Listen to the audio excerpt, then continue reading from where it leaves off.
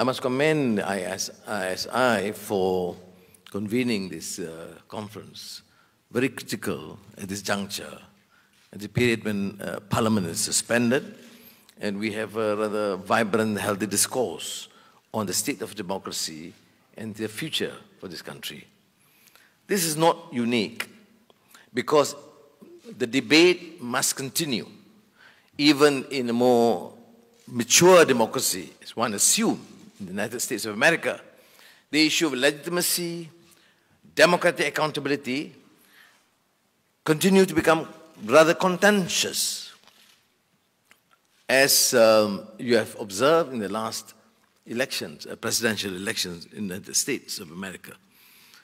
But in Malaysia, it is more relevant and pertinent, precisely because it is not only the issue of fragility of democracy, but in the last few months, you have seen that the whole idea and principle of democracy have been somewhat subverted. The essential and fundamental question as regard to democracy is the issue of legitimacy and democratic accountability, to use Francis Fukuyama's phrase. Legitimacy is to ensure that you are either democratically elected or you represent the aspirations of the majority.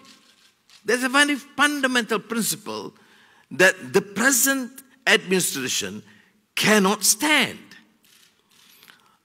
And in the light of the recent UMNO General Assembly, it only proves that the present administration is clearly not defensible and legitimate.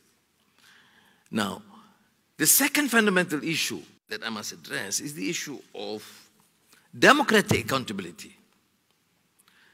Politicians generally talk about democracy. Civil society seems to be supportive of that idea. Fine. But the essence is to question, number one, whether you are truly representing the majority, not only in terms of numbers, but the true aspirations of the people. Secondly, the issue of governance. The failure of many democracies, I'm not, of course, comparing to autocracies, but the so-called democracies, is because of poor governance. The lack of coherence in terms of their policies, rampant corruption and general decadence, which has been tolerated and continue to be tolerated. I'm not here to defend any administration.